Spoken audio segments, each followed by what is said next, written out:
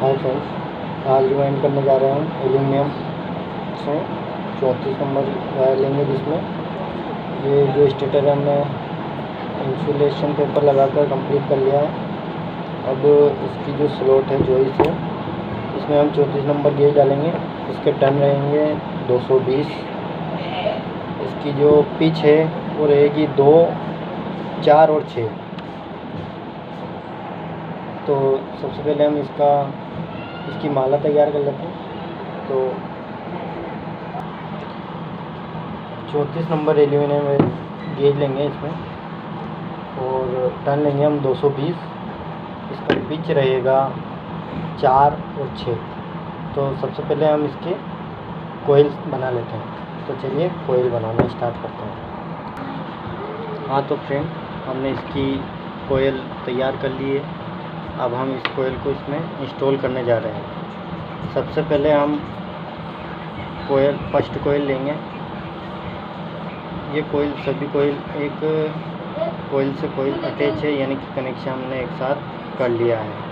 बहुत से जो अभी नए सीखने वाले हैं, जो नए इलेक्ट्रिकल्स हैं, वो डायरेक्ट भी डाल सकते हैं, जिससे वो कट करके अगर डालते हैं तो उन्हें आसानी रहती है। सबसे पहले हम कोयल को सेट देंगे। अब हमें केवल ये चीज़ ध्यान रखनी है कि हमें जो ये इनर वायर है और ये जो आउटर वायर है, ये किस प्रकार से डालना चाहिए। जैसे कि हम इनर वायर को हमारी तरफ लेते हैं, यानी कि हमारे दाएं हाथ यानी उल्टे हाथ की तरफ लेते हैं, तो ये इस प्रकार से स्टार्ट होता है। यानी कि हम फर्स्ट जो हमारे कोयल डालने जा रहे हैं वो कहीं से भी स्टार्ट कर सकते हैं। जैसे हमने यहाँ से स्टार्ट कर दिए।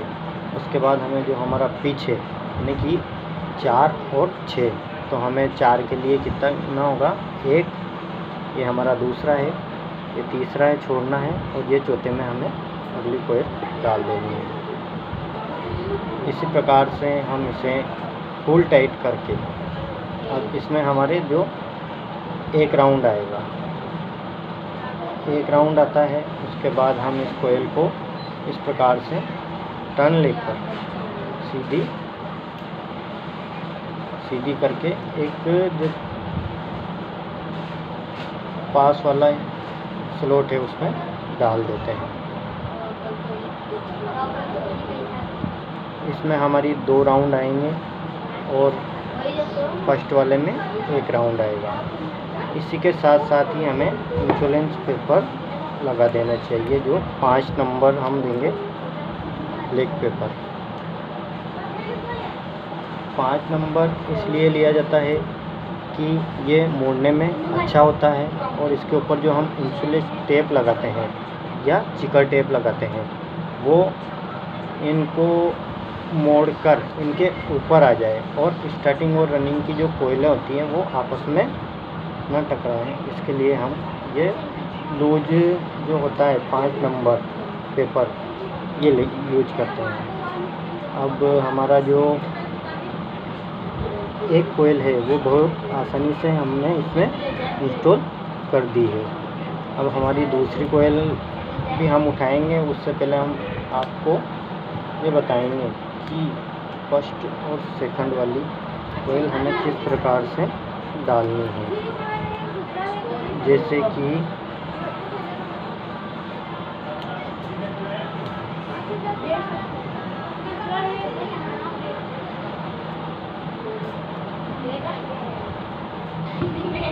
तो आप देख सकते हैं फ्रेंड्स, हमारी फर्स्ट वाली कोयल बहुत ही आसानी से इसमें इंस्टॉल हो चुकी है।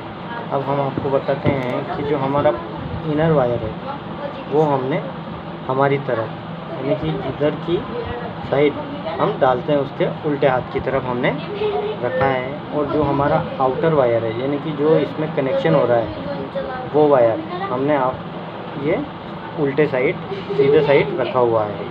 अब हम इसी प्रकार से ये चारों कोयल डालेंगे। इसमें कनेक्शन सेम रहता है। कनेक्शन के लिए मैं आपको एक बार और बता सकता हूँ कि हम अगली कोयल जैसे उठाते हैं तो अगली कोयल उठाते ही हमें केवल ये ध्यान रखना है कि हमारा जो आउटर वायर है, मैं आपको इधर की साइड करके बताता हूँ, जो हमारा आउटर वायर है यानी कि ये जो इधर से निकल रहा था लास्ट वाला हिस्से से, तो हमारा इनर वायर हमेशा लास्ट में रहेगा, यानी कि लास्ट से लास्ट और फर्स्ट से फर्स्ट इसमें कनेक्शन चलता है। तो हम इसमें लास्ट से लास्ट में डालते हैं तो ये इस प्रकार से डलेगा कि हमें एक स्लॉट छोड़नी है, पास वाली से एक स्लॉट हमें छोड़कर ये कोयल डालनी है। उसके बाद ये हमें बीच में वही दो स्लॉट छोड़कर तीसरे वाले में हमने वापस इसे डाल दी है।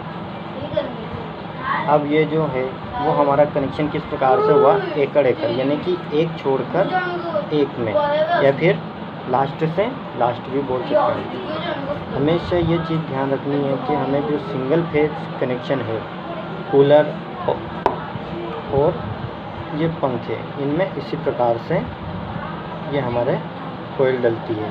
अब इसमें हमारा कनेक्शन किस प्रकार से आ गया, जैसे ये इनर वायर है इधर से निकला हुआ है, इसी के साथ साथ हमें ये आउटर वायर जो हमारा लास्ट से निकला था तो वो इधर भी लास्ट में ही जुड़ा है और हमारा इन आउटर वायर वापस इधर हो गया है। तो हम इसी के साथ जल्दी जल्दी ये कोयल डालते हैं। तो हमारी चारों कोयलें इंस्टॉल होकर कंप्लीट हो चुकी है। हमें एक बात का हमेशा ध्यान रखना है कि हमारा जो फर्स्ट कोयल का इनर वायर हमारे लेफ़्ट हैंड की तरफ से निकल रहा था, तो हमारी लास्ट कोयल का इनर वायर भी हमेशा लेफ़्ट हैंड की तरफ ही आना चाहिए। तो हमारी सारी कोयलें सेम डली है या हमारा कनेक्शन सही हुआ है। तो हम अब इस पर इंसुलेशन टेप लगाकर या चिकर टेप लगाकर हमारी दूसरी कोयल भी बना लेते हैं।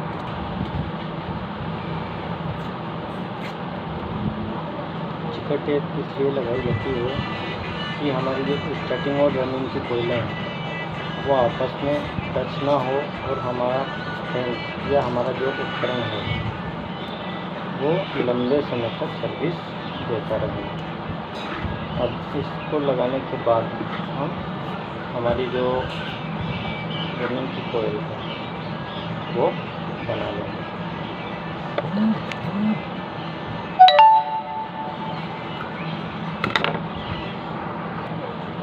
चिकर टेप इस प्रकार से लगनी चाहिए कि हमारी बाहर की साइड पूरी कवर रहे। इसमें चाहे अंदर की साइड अगर रह भी जाती है तो वो काम हम धागे से बांधते समय कर सकते हैं, पर ये बाहर की साइड जो है वो हमेशा पूरी भरी होनी चाहिए। हमने हमारी सेकंड कोयल भी बना ली है, अब हम इसे इंस्टॉल करेंगे। हमें एक बात का ध्यान रखना है कि जो हमारी सेकंड कोयल है वो हमेशा हमारी जो हमने रनिंग की कोयल डाली है उसके ऊपरी हिस्से में आनी चाहिए। जैसे कि हमारी दोनों कोयल ये हैं तो हमें एक कोयल आगे यानी कि हमेशा यहाँ से स्टार्ट करना होगा।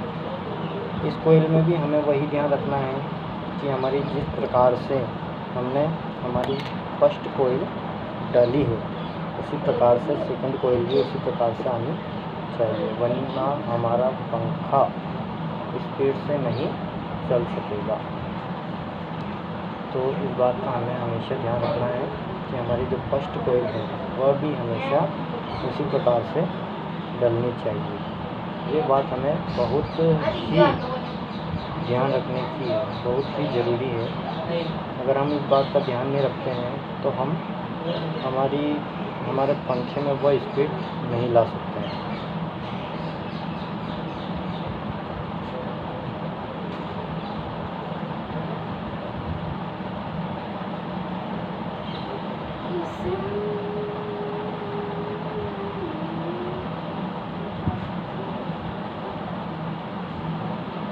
तो हम जल्दी से ये वाली कोयल भी डालकर फटाफट हमारा काम पूरा करते हैं।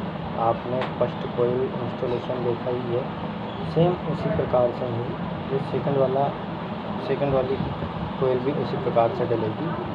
केवल बस इसमें हमें ध्यान रखने की एक बात है तो वही यही है कि हमें इसके बाद किस जगह से इसे स्टार्ट करना है। हम फर्स्ट वाली जो हमारी रनिंग की कोयल थी उसे कहीं से भी स्टार्ट कर सकते हैं, परंतु सेकंड वाली जो कोयल है उसे हमेशा से ही उन दोनों से एक कोयल आगे, उन दोनों का जो जोड़ होता है, यानी कि जो हमारी रनिंग की कोयल है उसका जो जॉइंट होता है, यानी कि फर्स्ट इनर और लास्ट इनर जिसे हम आउटर बनाते हैं, वो उसका जो जोड़ होता है उसके ऊपर से आगे एक कोयल आगे वाले जोड़ पर हमें ये कोयल डालना स्टार्ट करना है। इसका पिच भी सेम रहेगा, उसका टंग भी सेम रहेगा और हम इसी प्रकार से इसे भी पूरी डालेंगे।